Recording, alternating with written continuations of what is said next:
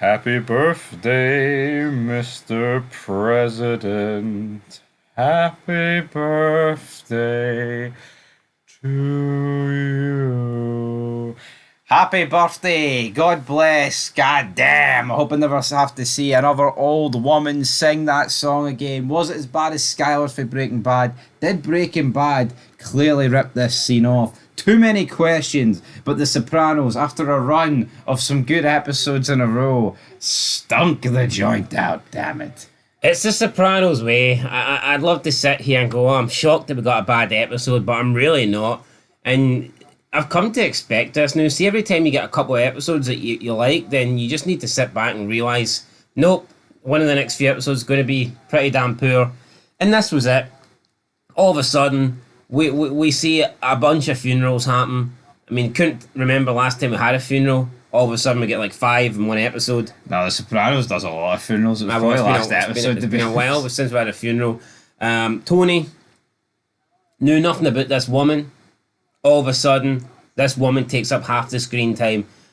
The Sopranos just doesn't do introducing a character gradually and then having them... They just seem to bring them in for like one episode and that's them gone. I don't understand it. Yeah, and it's just weird because Tony is befriending his dad's piece on the side, and it's like, as much as he dislikes his mother, it's like, how fucking weird is this whole scenario? Yeah, but I mean, he also does the same thing, so it's not... Yes, he can relate, but I don't know, it's just weird. And I think this was his auntie's funeral, and then his uncle ends up dying, Junior, his real uncle. Essentially, he's sick of sitting in the house, so he keeps getting to go to these funerals, but then when it gets to the last funeral of the episode, he has a mental episode, he breaks down, he's depressed, he's like, I've got no family, I've got no one, what's the fucking point anymore? I don't want to live anymore, damn it. Junior, I think they've wasted the Junior Corrado Soprano character. Yeah, season 1, good. Season 2, different. No, I think he's been good every season. I think Junior comes out with some of the funniest stuff, but I mean, the guy's stuck in his fucking armchair. Yeah, but he's not really done anything since season 2. The character's not evolved. He's just been a depressing old guy. He could have died at the end of season 2, and I don't think it would have changed much. No, I agree with that. I do agree with that sentiment, but I mean, it is what it is. Like, they've read it that way. We're not looking at, it's not like the actor wasn't limited. It's not like he was decrepit and he wasn't allowed to, stand up or anything. Well, here, the guy's still alive. Aye, but he's in a lot of acting roles, and he's like 95. Exactly, and you're saying he's not decrepit. You're saying he's not. This is 20 years ago. Come on, put a bit of respect on the guy's name, Dominic Tracy. All right, I put respect on his name, but I'm putting no respect on this episode. So yeah, Tony. Let's just cover all the stuff with Tony and his dad's fancy woman. Basically, confides in her. I guess they have something in common, that they both, obviously love Tony's dad or whatever. She claims she never got a penny, despite Tony's father wanting her to inherit money. Tony doesn't like this, so he goes and tries to get the money. Could she not just literally made that up? Yeah, no, she could have, and he goes to try and get the money himself with a bit of a sit down, and he's not mincing his words here. He's 75 and 25% make it up. Yeah, but I think this is out of order for Tony to a degree. And like, Johnny Sack just fucking laps it up. He's like, aye, Phil, you give Tony his money. It's like, he's a captain. Hold on. I know he's a boss. He's not a captain. He's a boss of Jersey. Come on. No, but Tony's on the warpath here over some hooah. He's fucking making demands over the word of some like 75-year-old woman. Yeah, like, well, out of everyone that was sitting down at that table, what's the ranking in order of power? Oh, Johnny Sack's the most powerful. Then you've got Tony. So Tony's number 2? Yeah. But it's a different kind. Tony's a boss though. Johnny Sack's like... Johnny Sack's the boss, kinda. But sure, there's this whole power beef that's going on in New York, so Johnny Sack's not... Because the Sopranos is quote-unquote a glorified crew, Tony's a boss, but he's not really a boss. So he's just a jabroni? It's like... Would Johnny Sack's not few Phil Leotardos? Tony is like store manager, but Johnny Sack could become area manager, regional, right? Okay, international, something along those levels. Why can he become that and Tony can't? Because Tony's Soprano. Because Tony's crew Because he's is not. shit. Because you have to be in New York, and he's just in New Jersey. Aye. But I think Phil was rightfully pissed here.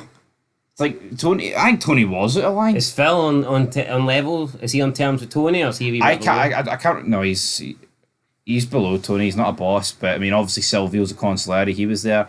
But I think Tony was at the order here.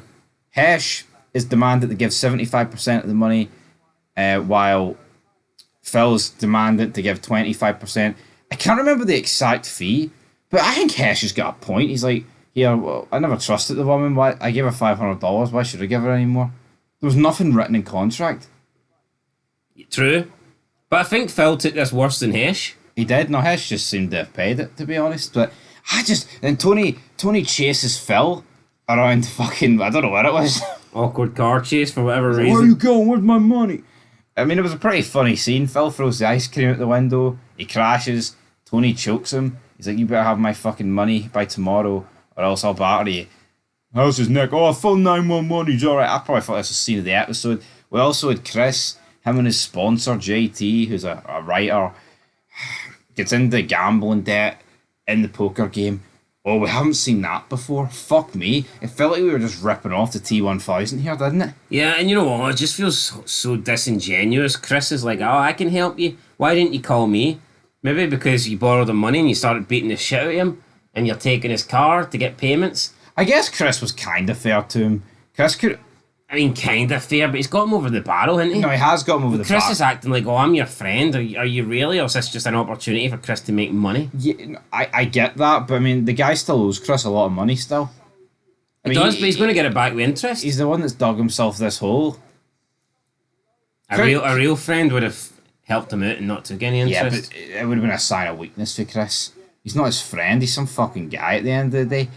But I mean, here, I like Chris. I don't think the JT guy's that bad of a character, but it is a bit filler, like, at the end of the day. You've also got the situation with Tony. He's sitting on his lounger, he's like, oh, remember we had a dog, Janice? Dad took it to the farm, Tippy or whatever it was called, and he's like, took it to the farm? Tippy was gassed. And Tony can't believe it. He's on his fucking knees. The betrayal is too much. And Bobby's like, yeah, but sure, Tony, that's what they all say. The dog didn't go to the farm, the baby, but fucking, he's like, Yeah, 17 billion there. Yeah. No, but Good Tony, point.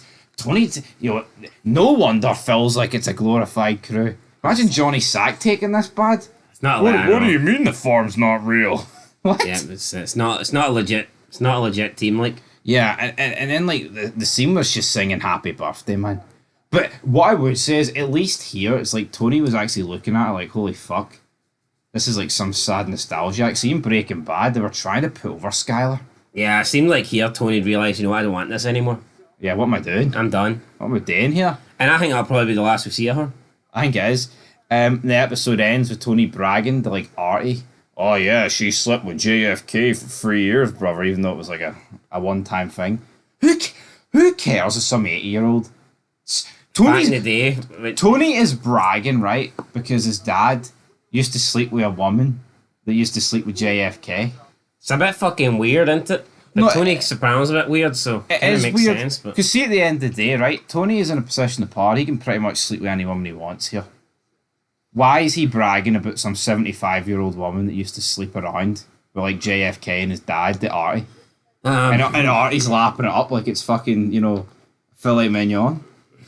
I don't know, does this make Tony feel closer to his dad, following in his father's footsteps? Maybe. But yeah, that was pretty much it.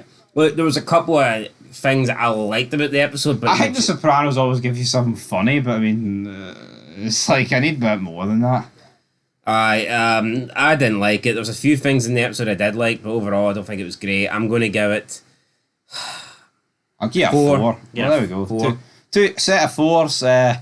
JT could have done with a set of 4s, pair of 4s to win in his poker game, but he didn't get them. Yeah, I didn't get it. Anyway, guys, that's it. Sopranos, couple of good episodes in a row. Wasted by this one, but who knows? Maybe they'll bounce back next time. Till then, peace.